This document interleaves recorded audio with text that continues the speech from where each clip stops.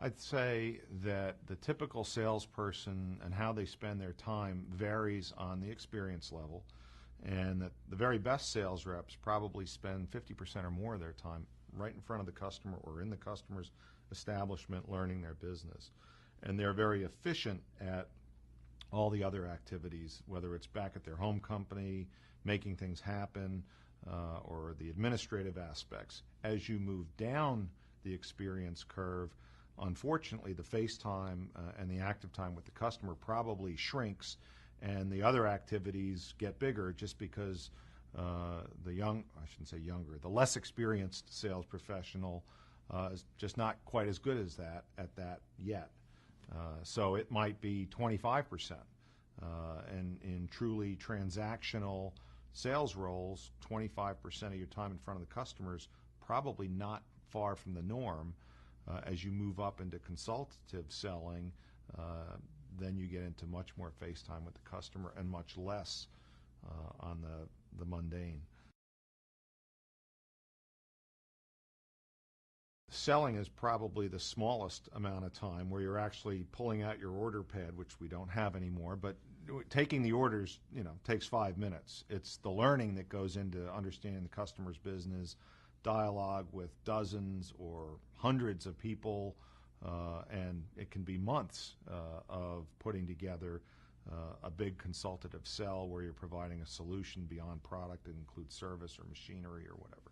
So the order taking, while some people think it's difficult to ask for the order, that's kind of the battle's over when you're taking the order. You win it or lose it far before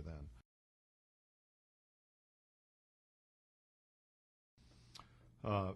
Our packaging business is an example of consultative selling where the customer's got the product. We're figuring out how to transport the product or protect the product. So we don't go in there with a preconceived notion. That consultative sell can take 6 months. It can take 18 months before you actually get to the point where you're delivering the solution to the customer. But it's typically custom built around the customer's business and their needs. And frankly, it's usually more lucrative for both parties, the customer and our company, and you develop a much richer relationship with the customer in those consultative sells.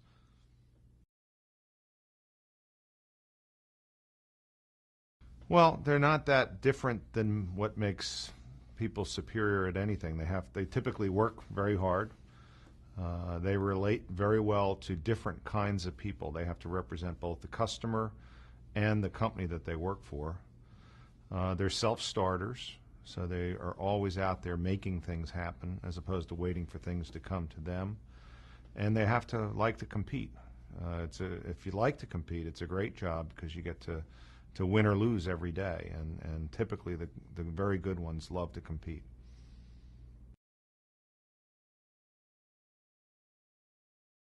Typically, the salesperson has to represent both the company and the customer. So the rest of the folks in the company get to maybe stay in their square pegs and square holes, or round pegs and round holes. The sales reps typically have to be both and have to be flexible, and so in that regard they may be different, and they're often coming back to the company with ideas that may be a little bit off the beaten path that the company wouldn't find as kind of in the sweet spot, and the sales rep has to explain that and defend that or sell that to the company. So they can be viewed as different.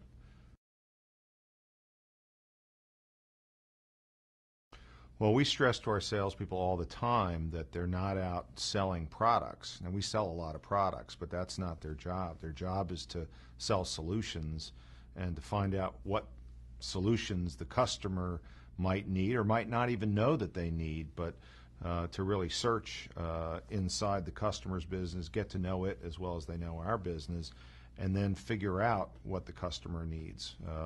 And then that typically is a product, but it's often a product with a service or some other attribute that we can call on from either Expedex or International Paper that the customer might not have themselves. I think a lot of companies sell products, obviously, but you can buy products on the internet and not need a salesperson to do that. And one of the challenges most companies like ours face is growth and profit compression and things like that. And we have lots of talented people in sales and outside or behind the sales organization that we can bring to bear to help the customer's business. So you have to move from that transactional, I'm here to sell you a product business, to tell me about your business, what are you trying to accomplish? Maybe there's different ways than just products that I can bring to bear on your opportunities.